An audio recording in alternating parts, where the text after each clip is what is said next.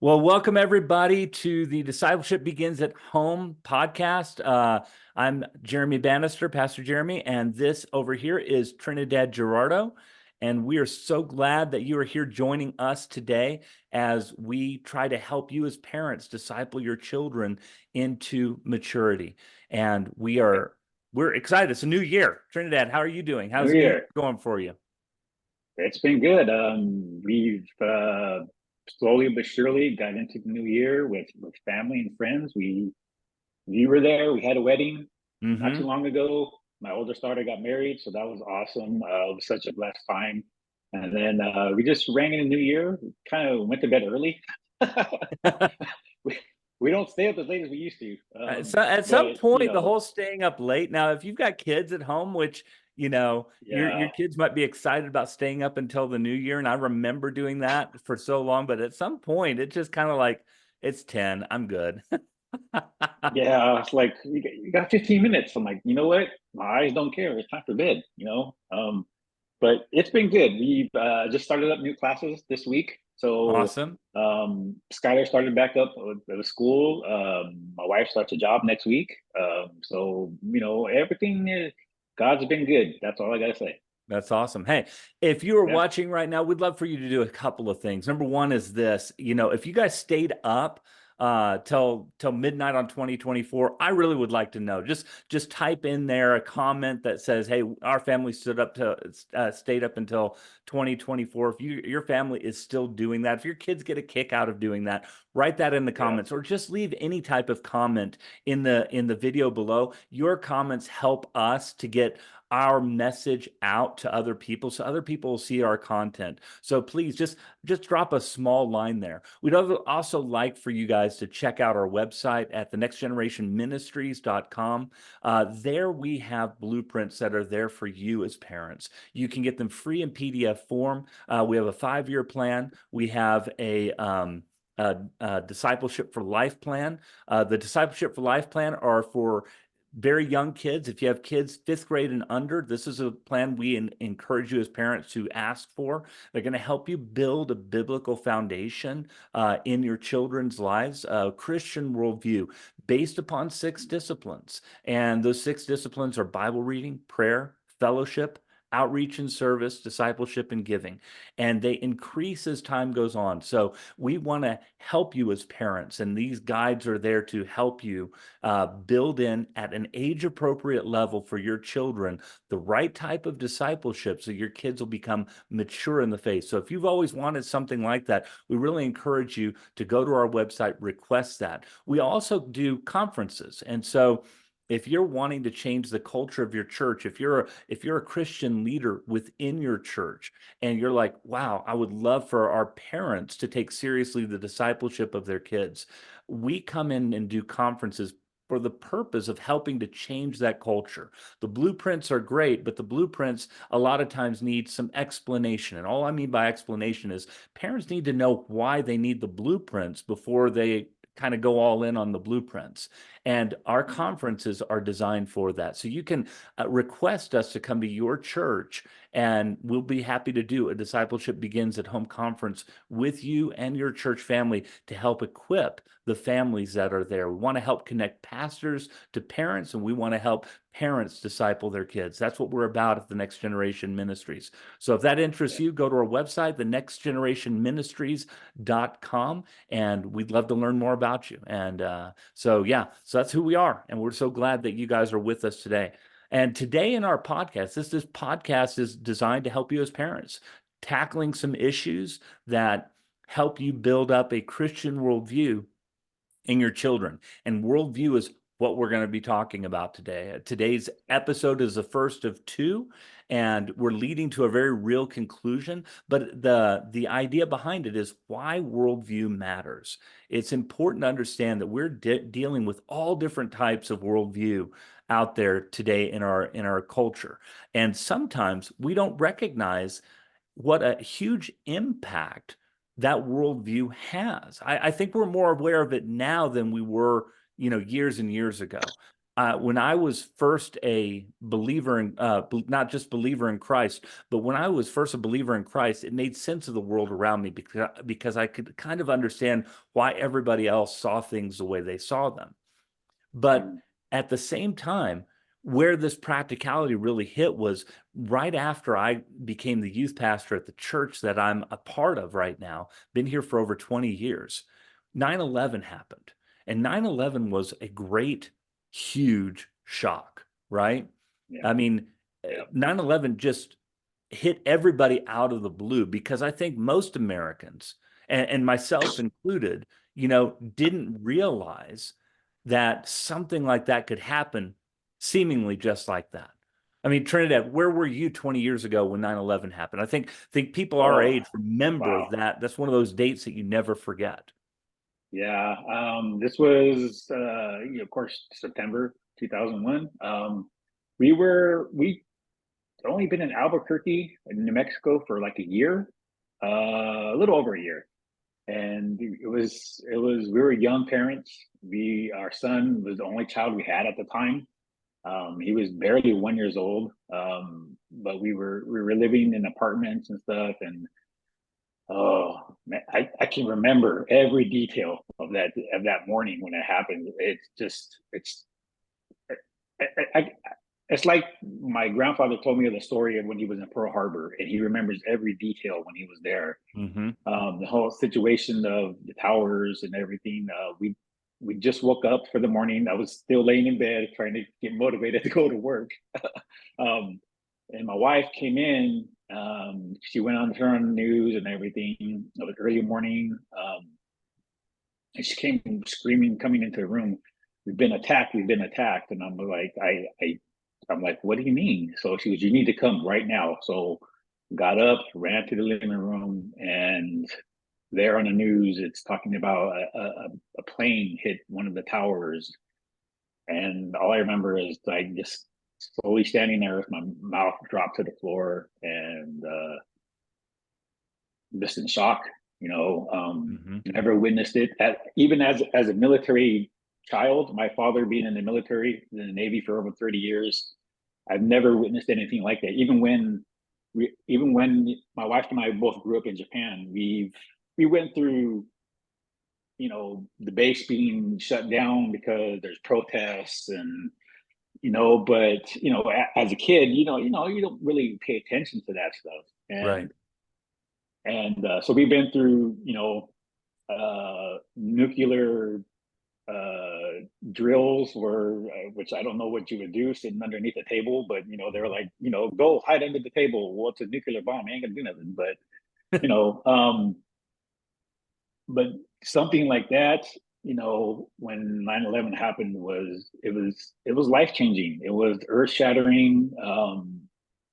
And then I remember getting ready to go to work and still watching the news and going to work, and I didn't really want to go because I wanted to stay home and protect my wife and my son. But ended up going to work. She took him to daycare. She went to work, and I just remember being at work and just being glued to the TV most of the day because we didn't really do anything. People were at home in shock and everything, and then when the second tower was hit, it was even worse. Mm-hmm. It was that worst feeling of okay, are we going to war now? What are we going to do? And it was.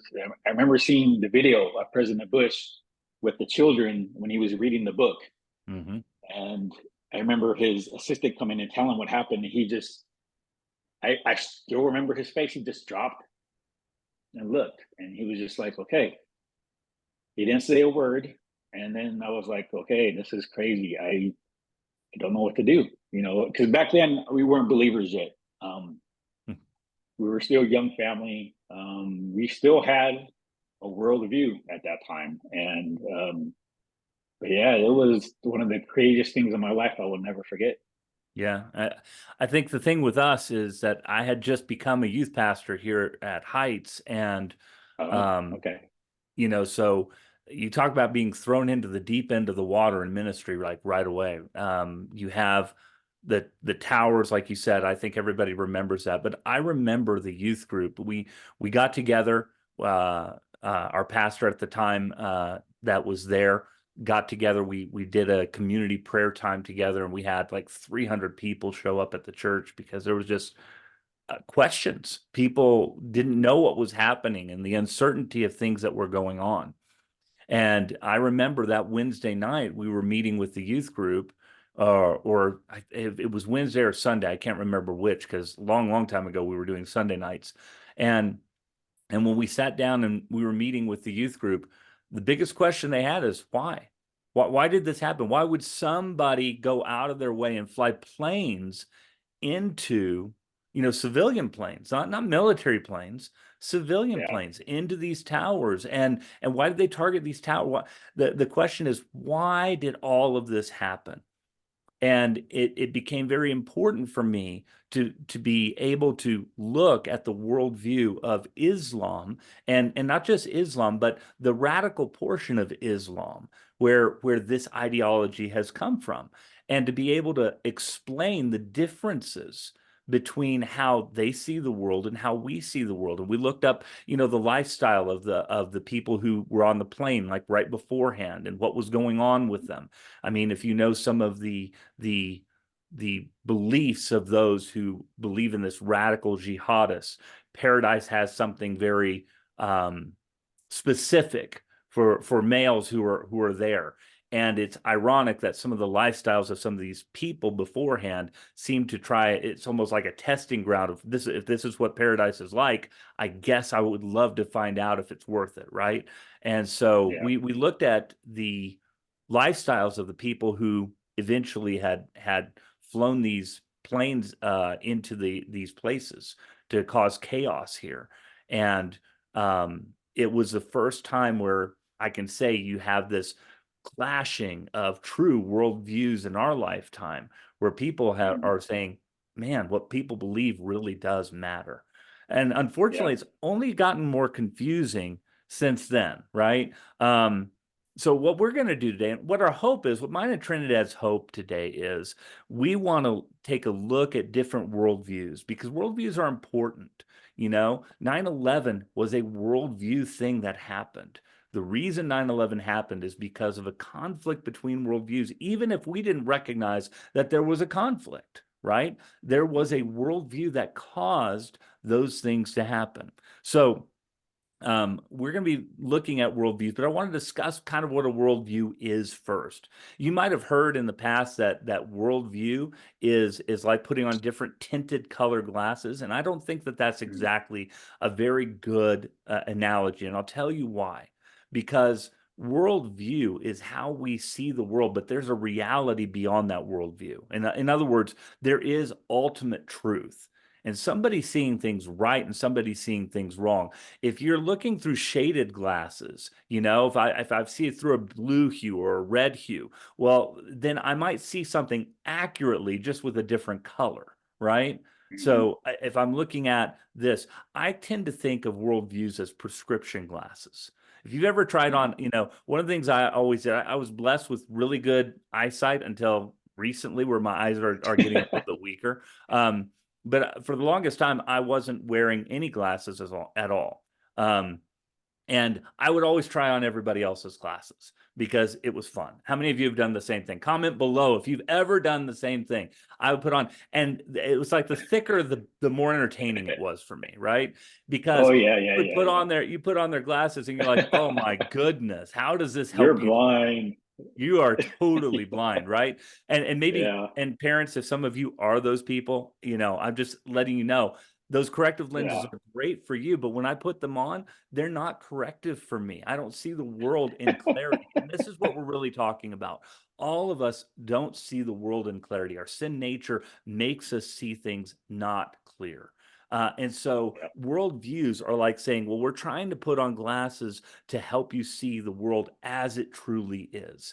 And when you put on the wrong prescription, that it makes your eyesight not better, but more distorted, worse than what it was, even to the point that you're blind, right? And I think this is a better analogy when it comes to thinking about worldviews. Worldviews are like putting on different prescription glasses. We all have the same problem in our sight, and we have to have the right pair of glasses to see the world as it truly is. If we don't, then the worldview that we have is going to distort everything around us. Okay.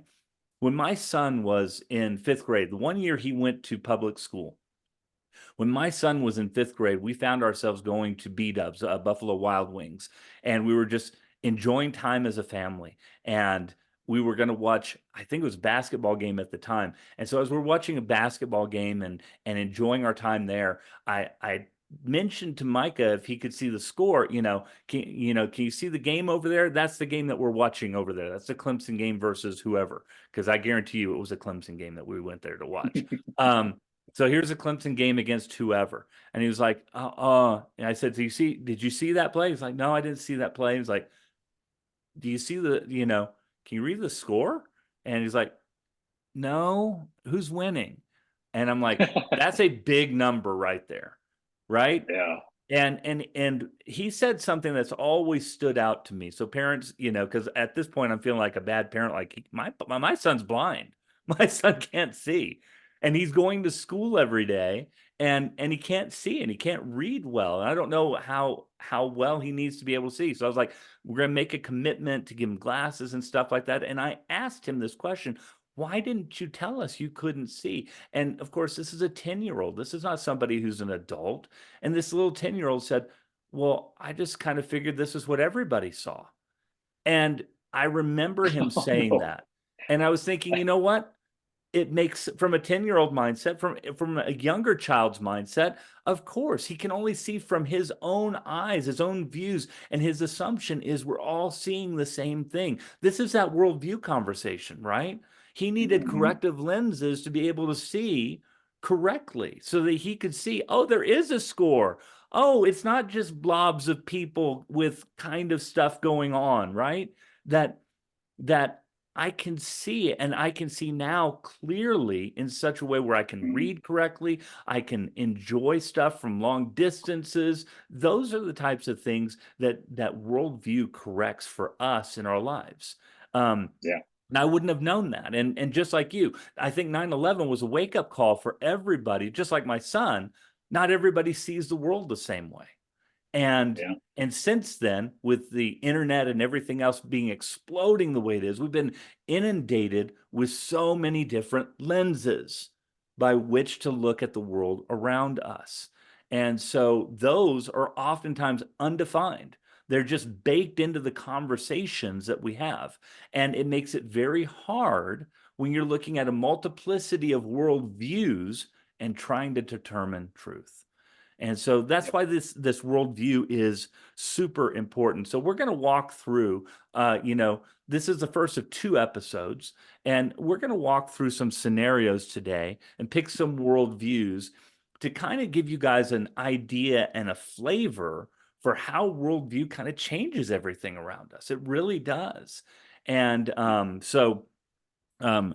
we're going to be talking about different people in these worldviews, and we're going to talk about how that changes everything. So we're going to start with what we have here. We have a worldview comparison chart. You can get this worldview and comparison chart over at engageapologetics.com. Our friends over there have this up there for you. You can download it, and it's really, really helpful. And what they do is they go through a number of questions on the worldview. These are questions of order and origin and importance that help us frame what our worldview is. And we're going to start with Christianity, obviously. We're going to talk about our worldview first and talk about, origins and prime reality. But Trinidad's going to walk through those questions with you. And we're going to talk about why those things are important. This is how we filter what we believe is true and how we see reality. And we believe as Christians that obviously this is the clearest way of seeing reality, that this makes the sense of the world around us, even in the light of other worldviews. So Trinidad, why don't you step on in and talk to us concerning the Christian worldview and go through that little chart there and answer those Okay. questions real quick. Yeah. So we have nine overarching questions here. So I'll just read them off the questions real quick, what they are. So the nine, starting with number one, this is origins of the universe and man. What is prime reality? What is man? How do you know what is true? How do you know what is right or wrong? What is wrong with the world? What is the solution, purpose of life? Who is Jesus? And what happens after you die? So we're just going to go through Christianity real quick. So the first question was origins of the universe. I was about to say multiverse. Sorry, I got Marvel on my mind. Okay, too many Marvel movies for you, man. Too many Marvel movies there. Origins of the universe and man. So Christianity says the triune God created. So prime reality is transcendent and personal triune God. What is man? All humans are created in the image of God. How do you know what is true? So truth is knowable and objection via observation, I think it's reasoning, supposed to senses. say objective, not objection. Okay. It's knowable and objective. In other words, Oh, okay. No objective by observation, reasoning, senses, cause of God's self-revelation. So how do you know what is right or wrong? The Bible. What is wrong with the world? All humans are sinful and have broken God's law, have stubborn hearts of stone against God. Number seven, what is the solution purpose of life? So Christianity says any who freely trust in Jesus, who paid for our law breaking, receive a new heart where God's spirit dwells, live to make Jesus known in all ways. So who is Jesus? Truly God and truly man, Jesus died to satisfy the wrath of God for our sin and bodily rose from the dead. So what happens after you die? Christianity says heaven for those that have trusted in Jesus and hell for those who have rejected Jesus. Yeah. And so, so all of those questions are hugely important, and they paint the way in which we see the world, right? The triune God, this is Father, Son, and Holy Spirit. The prime reality, meaning that God is transcendent, and personal. He's the one who has created all things, and all things have their origin in him. The Bible talks about, everything was created by Christ for Christ, and that's what we see, what we believe. And so all of these things right here are how we as Christians view the world, but that's not how everybody else views the world. And when you get these conflicts of worldview, you're going to find out very quickly, wow, if somebody has a different worldview, they're going to come to different conclusions in very practical matters. We're going to talk about that practicality in just a little bit. So we have the Christian worldview. Now we're going to step into progressive Christianity. This, you will hear me say it, and I will continue to say it. Progressive Christianity is neither progressive nor Christian, but it has a hold on certain segments of our populations, becoming more popular because they want a God of love that just accepts everybody. And you're going to see that as we walk through this worldview comparison. So let's see how they answer these same questions. So if you're in progressive Christianity, the origins of the universe and man is this: God used evolution to create us. Genesis is just mytho-history. In other words, they don't believe Genesis is history. It's all an allegory, right? And it shouldn't be taken literally. What is prime reality? Values it varies, and it's syncretistic. It's a mixture of pantheism, New Age, prosperity gospel, and Gnosticism. And Gnosticism is this idea that, everything wrapped in the flesh is evil, right? All views of God are probably correct. So they have this very, squishy view that your view of God and everybody else's view of God is equally valid. We see that a lot in our culture today, don't we? But progressive Christians hold on to this. What is man? Man is an evolved creature. The true self is the spirit, the inner self, and matter is not good or important. This is the Gnostic viewpoint. Man is not a sinner, but good. In other words, we're inherently good in and of ourselves. Mankind is inherently good. How do we know what is true? Well, according to progressive Christianity, it's following our heart.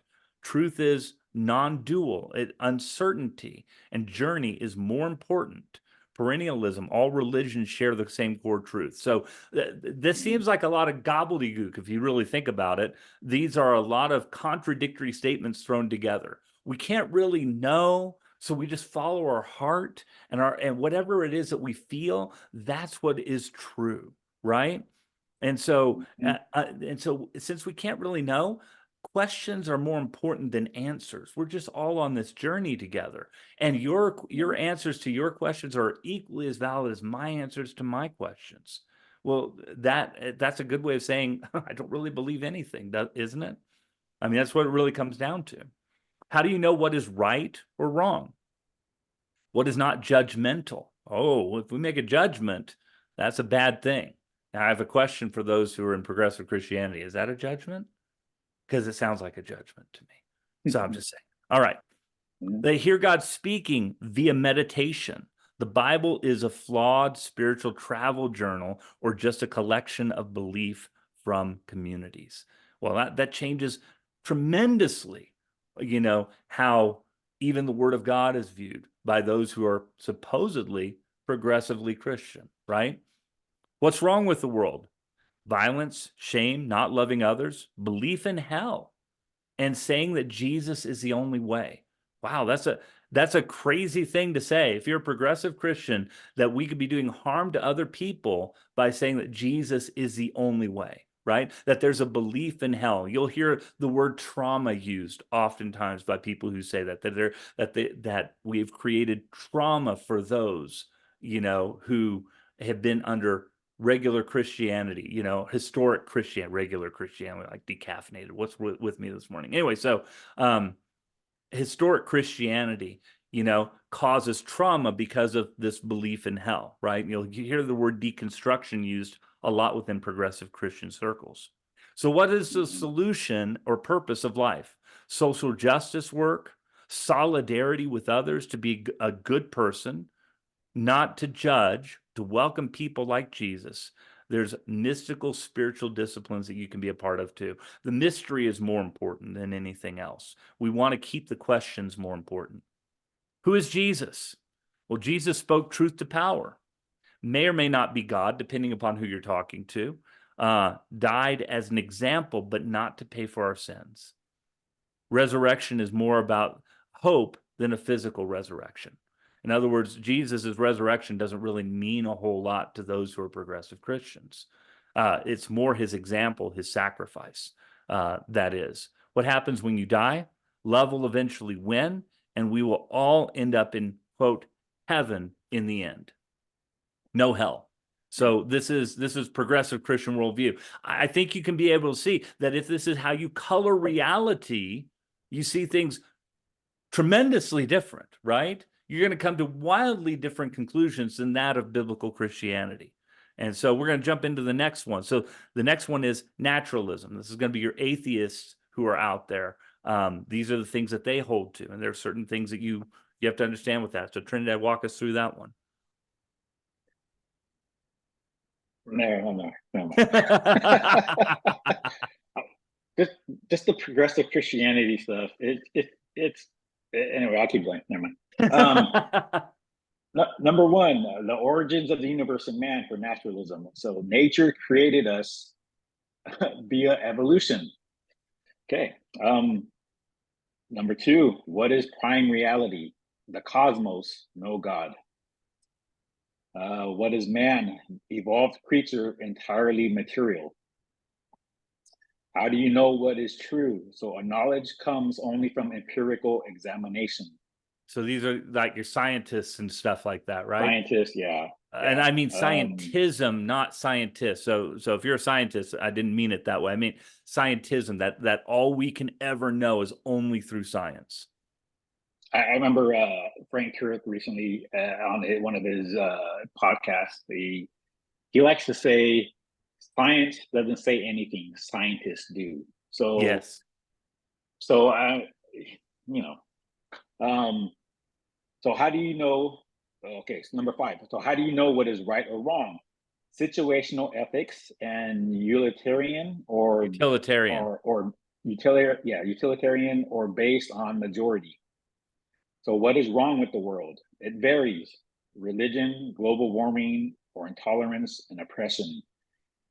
Number 7, what is the solution purpose of life? There is no ultimate meaning. History is linear, evolving. So I was reading the other day about a comedian, I can't remember his name, but how he kept saying the atheists or naturalists say nothing came from nothing. And he was making the joke. He goes, well, if nothing came from nothing, what is all this doing here? And, of course, I'm paraphrasing. He was saying, and his joke was, okay, so what happens when you die? They're like, nothing. He goes, so when you die and nothing happens and you go to be with your creator, nothing. I was like, interesting thought. Of course, his punchline was better than mine, but I'm just making an example. It's just, there is no ultimate meaning. There is nothing, right? Yeah. So I don't know. So who is Jesus? He's just a man, maybe a myth. What happens after you die? You cease to exist. Again, nothing. So Yeah. it's hard to really wrap your mind around the possibility of nothing. The Big Bang, nothing came from nothing. Well, Where everything came from nothing, right? yeah, everything came from nothing. Well, I remember, again, Frank Turk was talking about Stephen Hawking bringing up, well, there was gravity and something that happened, and it's like, well, no, that's still something. You that's still something there. Gravity is something, so you can't Gravity is in base it. need. Yeah, gravity is in need of all the things of space and time, and material in order to be, right? Yeah, yeah. So So you can't say nothing when you're making the claim, well, gravity was there or there was this light or whatever. Like, no, I'm sorry, that's still something. right, So absolutely. anyway. Yeah, it's interesting, and one of the things especially about that last one, what happens after you die. Reading an article, or actually, I'm reading a book right now, new book, given fairly new book by Lee Strobel for The Case for Heaven. Really good book so far. Probably about a third of the way through it.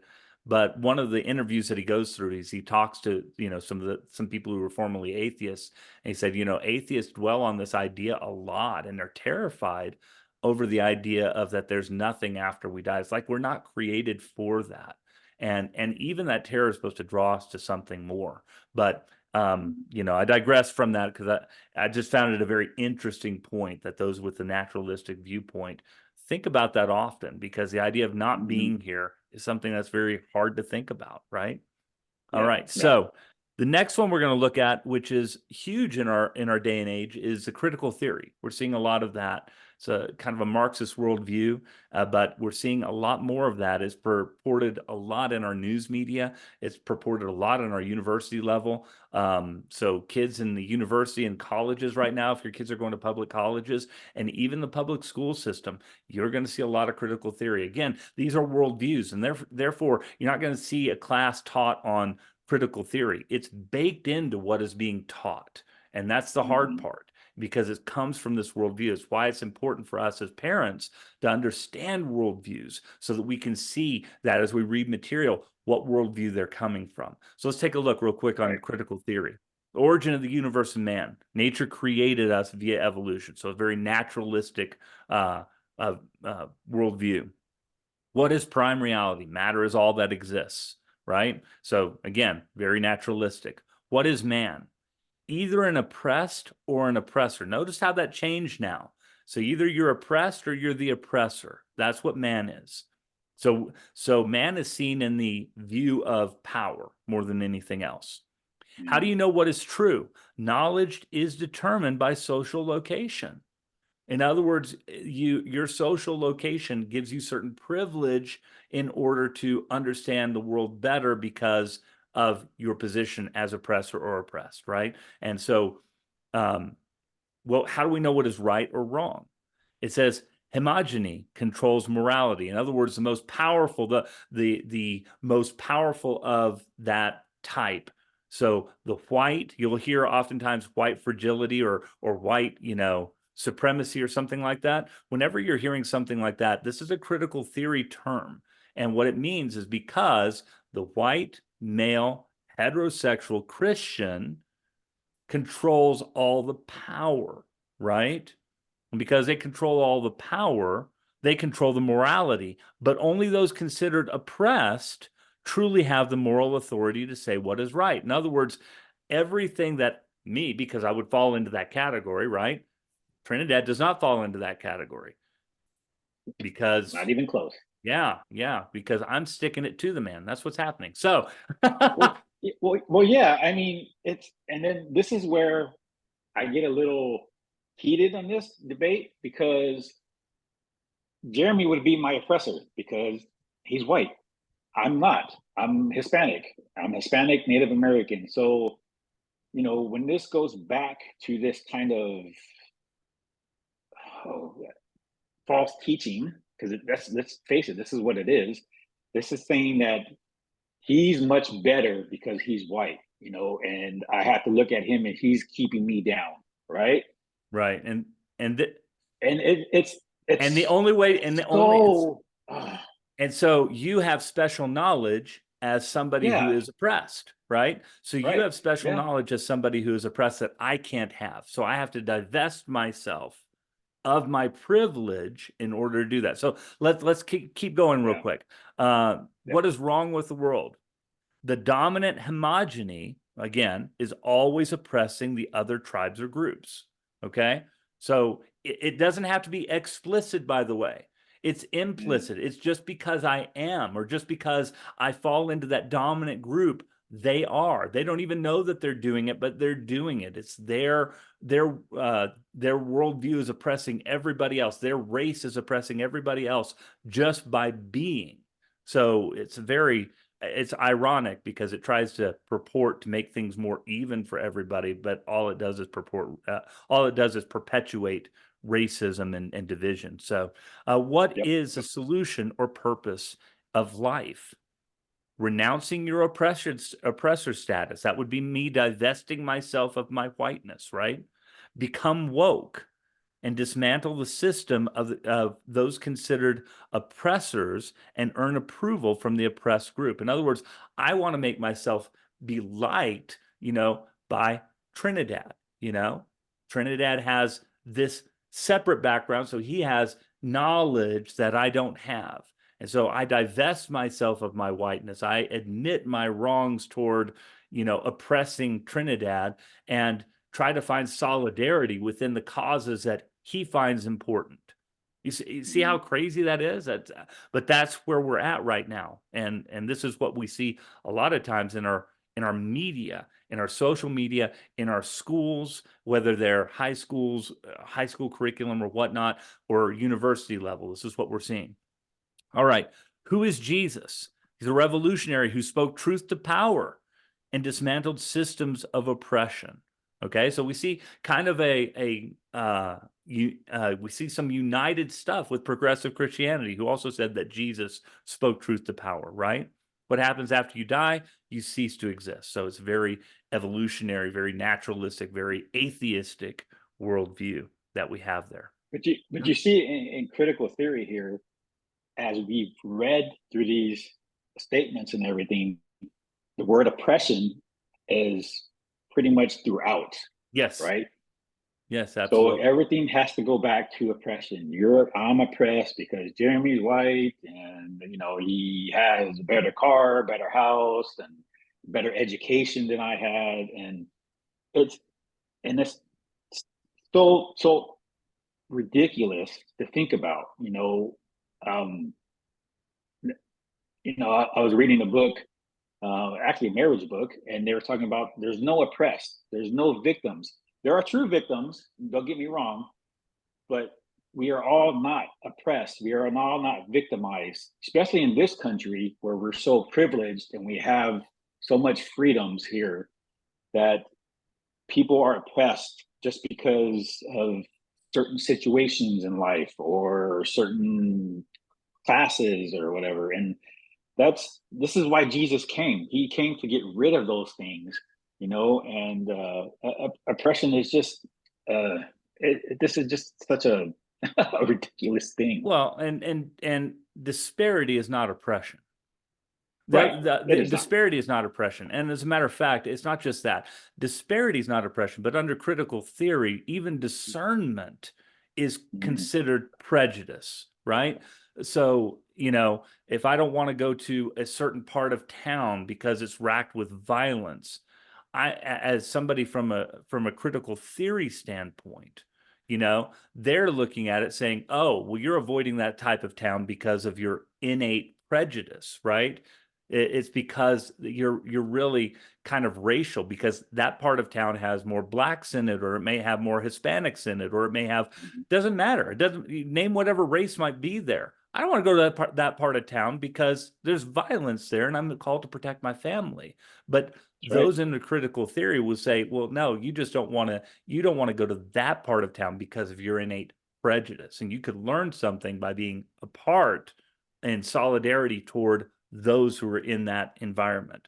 And it just leads to ridiculous conclusions because discernment becomes discrimination, right? Yeah. That's what Yeah. happens. Discernment becomes prejudice and discrimination. And so it's just, that's what happens under critical theory. And they do it under a broad base stroke. You're not looked at as an individual. You're only looked at as a group.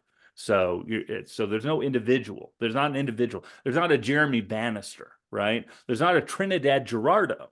There's only the group that we're a part of, that we're oppressed or oppressor. And that in itself is very racist to think about. Now, I don't care what color you are. We're not cookie Mhm. cutter people. Trinidad is a unique person, and that makes a difference, right? And our children need to understand this as well. I know we're talking very Yeah. conceptually right now, parents. And so the reason why we're doing that is we have to train our kids through these worldviews so that they can see how that's going to affect, things that are happening.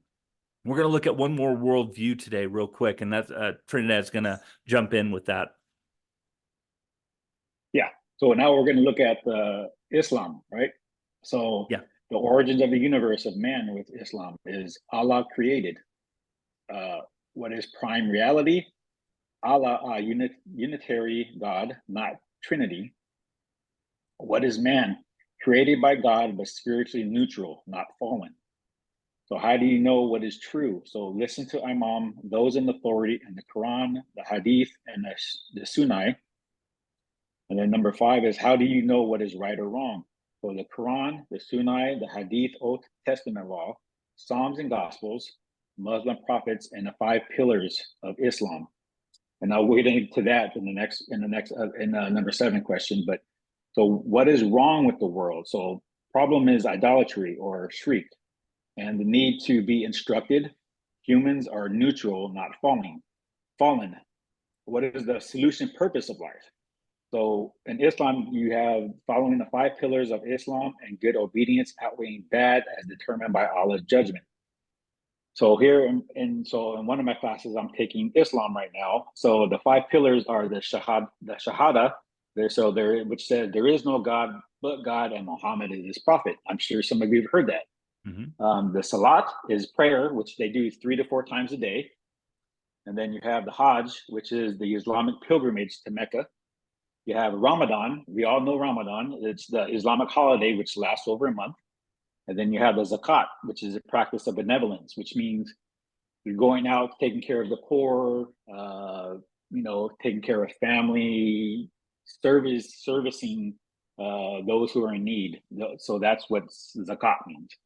And then we go to who is Jesus to Islam, to the Muslims. So he's just a great prophet.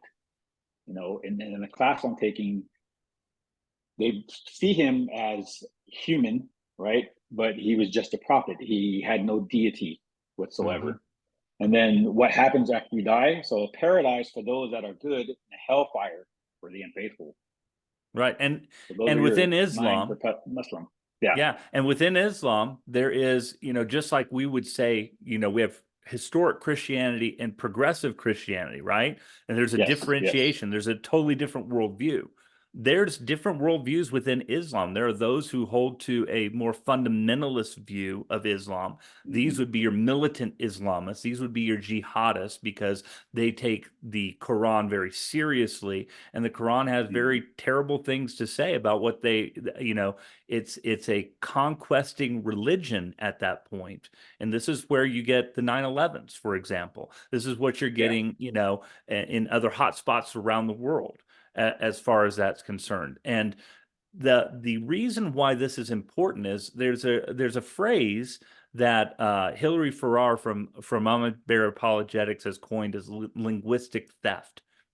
And this makes things even harder to discern between worldviews is when you have linguistic theft happening, when we're utilizing language in a way that brings not clarity but more confusion, right? And so what they do is they'll use similar terms and then put them together as if they're the same thing, right? A good example, I'll give you a couple of examples of this. We've heard the word on origins of evolution, right? Well, Mhm. evolution itself has a couple of different definitions, right? You have what would be called microevolution, right? This is adaptation, change within species. In other words, this would be length of arms or color or something like that. But you don't see this would be different types of birds, but not necessarily a bird turning into a dinosaur, right?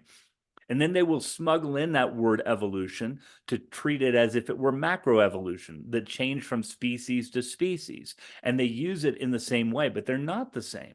Yeah. Everybody, if you were to ask me or Trinidad or even the, most rock rib fundamentalist Christian, we're going to say that evolution on a micro level absolutely happens. Adaptation happens. We see that. Hmm.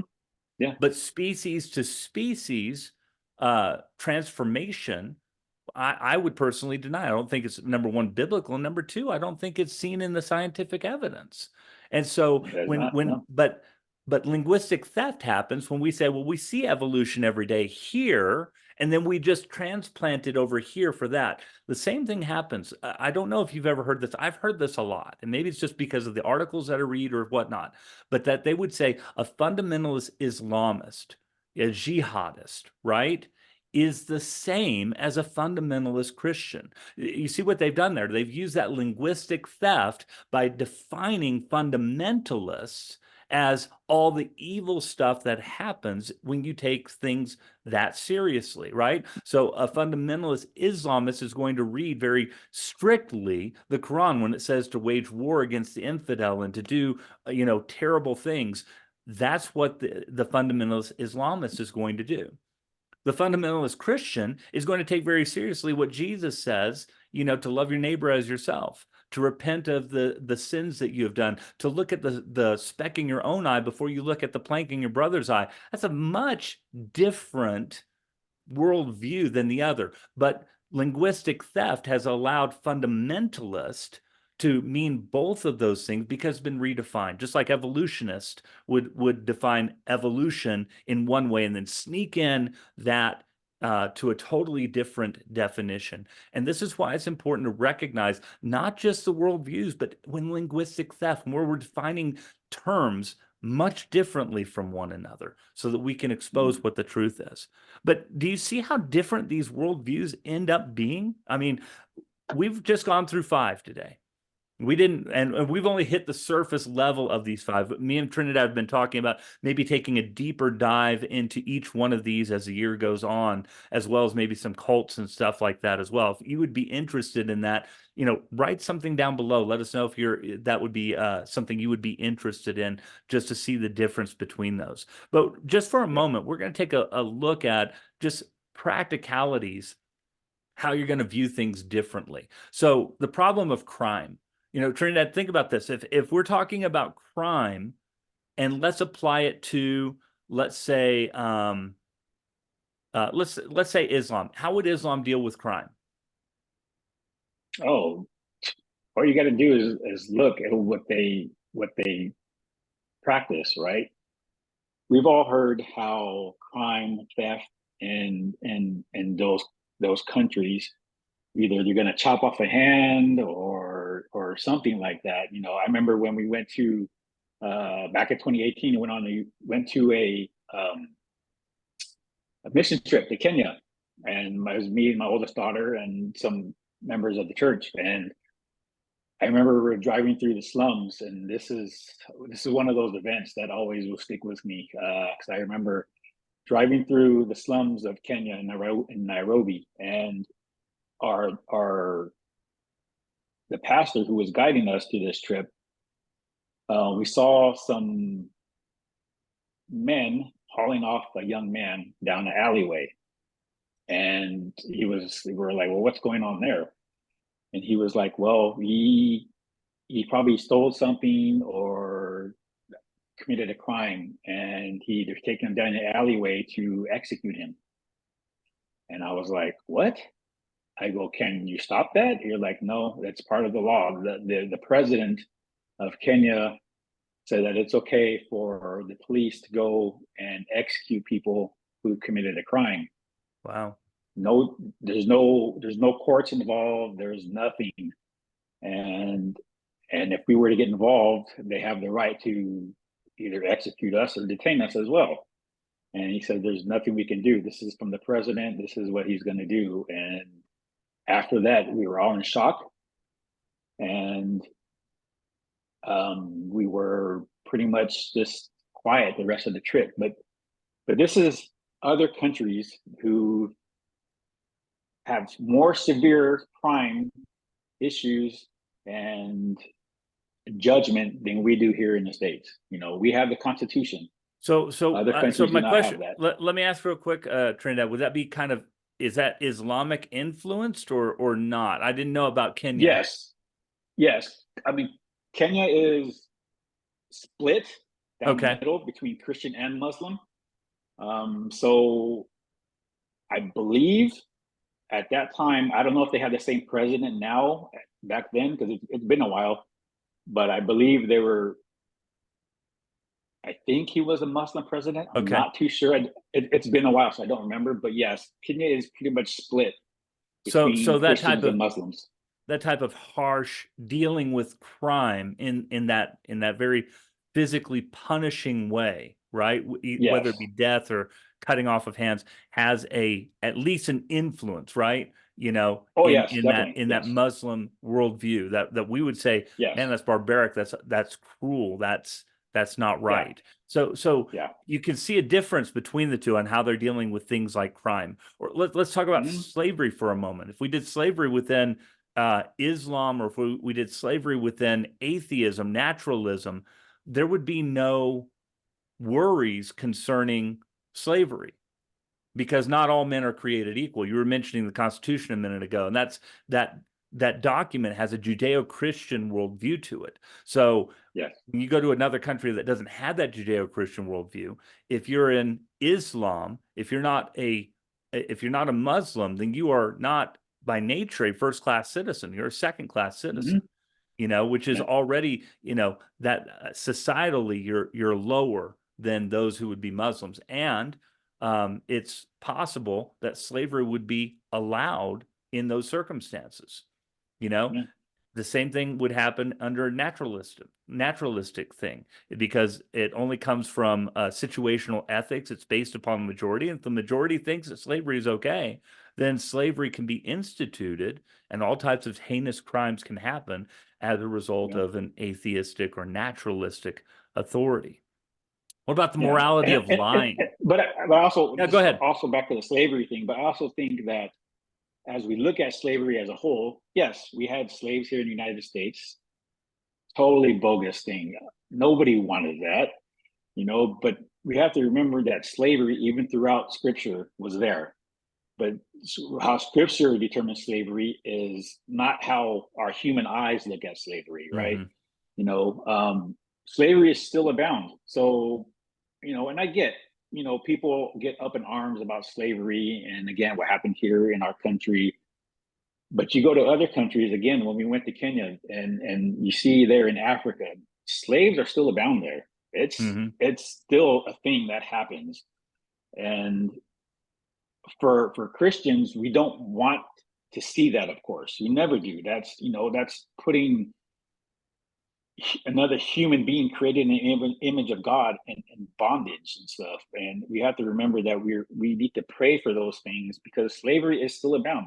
And we have to be careful on where we're looking at slavery through the lens of either naturalism, critical theory, or even Christianity, because the only way to end slavery is through who Jesus Christ is, right? He took the bondage of sin off of us because we were Right. slaves to sin. So that's what we need to look at. Well, I agree, and I think the other thing to think about as far as a Christian worldview and slavery goes is that the Christian worldview is where slavery has found its end. You know, Yes, so exactly. Yes, so very much so. that's the important thing. It's not that people can point to and say, hey, slavery existed under Judeo-Christian countries and like that. That's true, but slavery only ended in Judeo-Christian countries because of our worldview, not in spite of it. Right, So anyway, right. so the morality of lying, the belief in truth, these two things that you can find as well. In Islam, is lying a big deal? No, lying's not a big deal if you're lying to an infidel, right? Somebody who's not a believer. And so lying can Mhm. be something that you do and seen as moral. If you're under critical theory and you're the oppressed, well, then lying can be something that you're using to throw off oppression, and the oppressor as far as that goes. Under naturalism, it's just might makes right, right? Under progressive Christianity, you're finding your truth. But if your truth is to deceive somebody else, who's to say that that's wrong? When we look at all of these other worldviews, they kind of make a mockery of truth as well as making an allowance for untruth, to be a part of their worldview. So, all of this goes back to seeing that this is a hugely complex matter. And as we have grown in our internet age, where we are exposed to more worldviews than ever, the availability of the smartphone for your kids, parents, is huge because they're being inundated with all of these worldviews. And like I said, nobody comes right out and says, this is my worldview. It's all baked into the conversation. And if you don't know how to delineate between these worldviews, it's going to be very hard for you as parents to walk your kids through why that doesn't line up with what the Word of God says, what we believe as Christians. And so it's important for us to educate ourselves concerning these different worldviews, how they work themselves out, and how that has a very real world effect on what's happening in the interactions that they're having with their friends, with their teachers, with their work at school, with the events that are happening around the world. We're going to be doing another episode after this one today, where we're really going to be diving into a number of things that have made things a little bit more confusing. We're wanting to bring clarity out of it, and we're hoping that this has kind of helped see some of the problem, but we're not at the end of this yet. So we're kind of leaving you on a hanging note, but we're going to continue this discussion next week in hopes that we bring some clarity to some issues that are happening around the world. But like I said, great place for you guys to go to get that initial jump on it. Go to engageapologetics.com. I'll put a link in the description. Don't forget to go to our website as well, to nextgenerationministries.com, where you can get these blueprints that are going to help you. We have book suggestions at the back of all of this that that are going to help you build a biblical worldview and help your kids to see the difference of these worldviews as well. So these are really good resources. We want to encourage you with that, and really appreciate the conversation today. Thank you, Trinidad, jumping Yep. in and doing all this. We love helping you as Yeah. parents, and so if this is Love talking beneficial. about this stuff. Yeah, Yep. absolutely. This is beneficial for you guys. If there are other subjects that you would like covered that maybe we haven't hit on in the past, write those in the comments below so that we can Yeah. check those things out and maybe produce an answer for you. If we get enough response on that, we see that as a huge issue with you guys as parents. So make sure you hit those things below so that we can create relevant material for you guys to help you guys in our goal of equipping you as parents, preparing you to equip your children to become mature believers in Jesus Christ. And so thank you guys for joining us today. We look forward to picking up the same conversation next week. We're just going to take a 1-week hiatus and do part 2 right away. So we look forward to seeing you guys then. God bless and talk to you then. God bless you guys. Bye.